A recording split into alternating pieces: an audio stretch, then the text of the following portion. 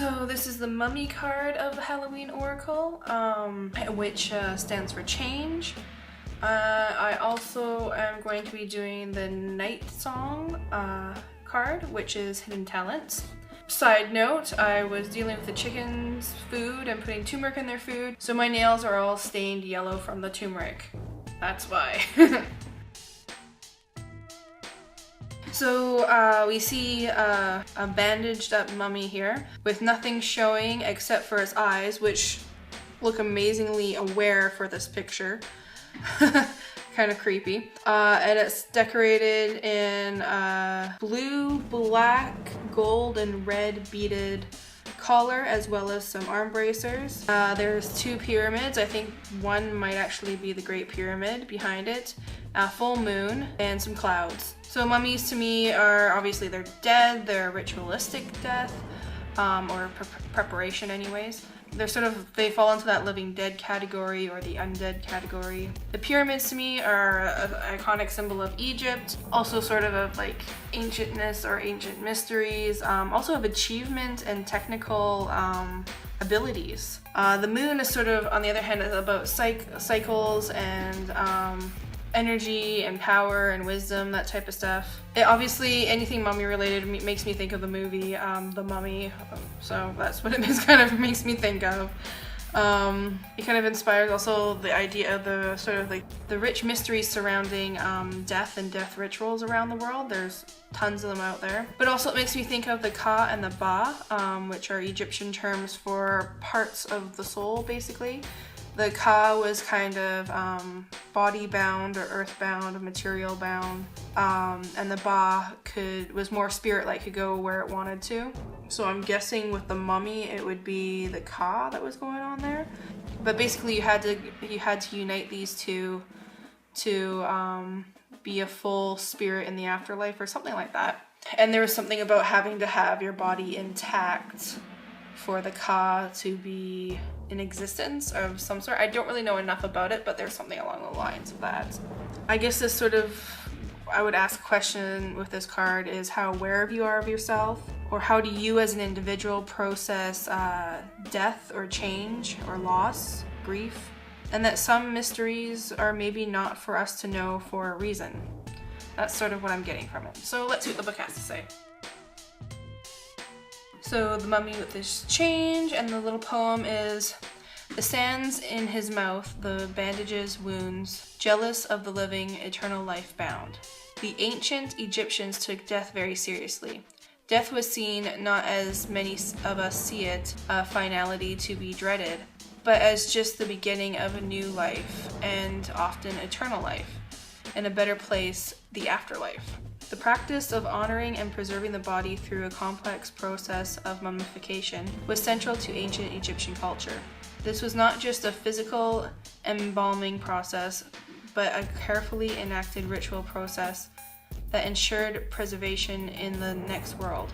Many other cultures also mummified their dead, including the Incas, the Argentinians, the Maori, and many of the cultures of the Torres Strait Islands. In our modern horror genres, the mummy has become an icon. From early horror writings at the turn of the century to the very popular films The Mummy and The Mummy Returns, the plot normally revolves around the mummy returning to life and cursing and hunting down the living. The discovery of King Tutankhamun's tomb and other long-hidden Egyptian treasures in the 1920s in particular sparked an explosion in mummy-related films and literature. Should you pull the Moaning Mummy card from the deck, know that change is inevitable, and that no matter how hard you try, things will not be preserved exactly the same way. The card also indicates that this change will be for the better.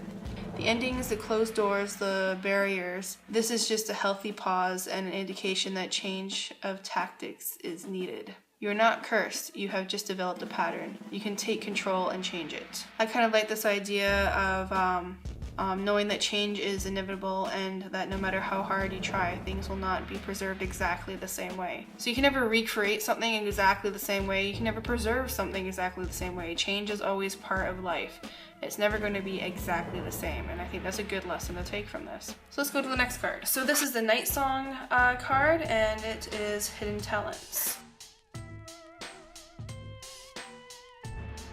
So this is a very bold red little bird. I think it's supposed to be a cardinal, but I'm not really sure. We definitely don't have any birds like this around here. And it's perched on a little branch in the middle of a sort of a foggily lit forest. So the red here, honestly, it's kind of making me think more of it as a Yule or Christmas wintry type of bird. I don't know why. I guess it's the red that's really doing it. I think cardinals are sort of used for that too. But I guess putting that aside, it almost has sort of like a royal red color to it, or something along those lines. But I guess birds in general are sort of, I think of them as singing, flying, as sort of being like that whole free bird idea, and also as messengers. And the forest that it's in speaks of nature, but also of sort of like an awe and a mystery, and just sort of a little bit of wildness, I guess. Sort of saying to me to be bold and sing your own song, even if you're the only one listening. Being careful not to lose your way, maybe, with the forest the way it is, and sort of indulging your wild, passionate, freer side. But let's see what the book has to say. So Nightsong, which is hidden talents, and the little poem is: a ruby red bird singing in the darkness full of sound, like an unopened present, ribbon still bound. Now see, that's sort of speaking of Christmas and Yule to me, rather than Halloween anyways, I don't know. A bird singing at night is an unusual occurrence, and those birds who are known as singers of the darkness are almost always considered sacred or frightening. From the operatic nightingale through to the hooting owl, hearing a bird that you cannot see weaving its magic throughout the night sky has captivated humans for millennia.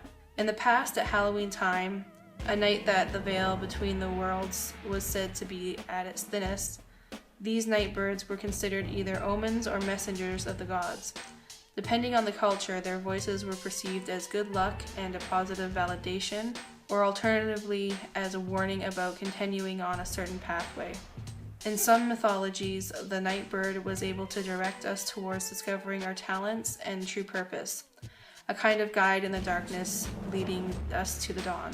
Should this beautiful but shy bird sing to you by appearing during your divination, know that you must unwrap the present of yourself. Look, some of the gifts within you remain unopened.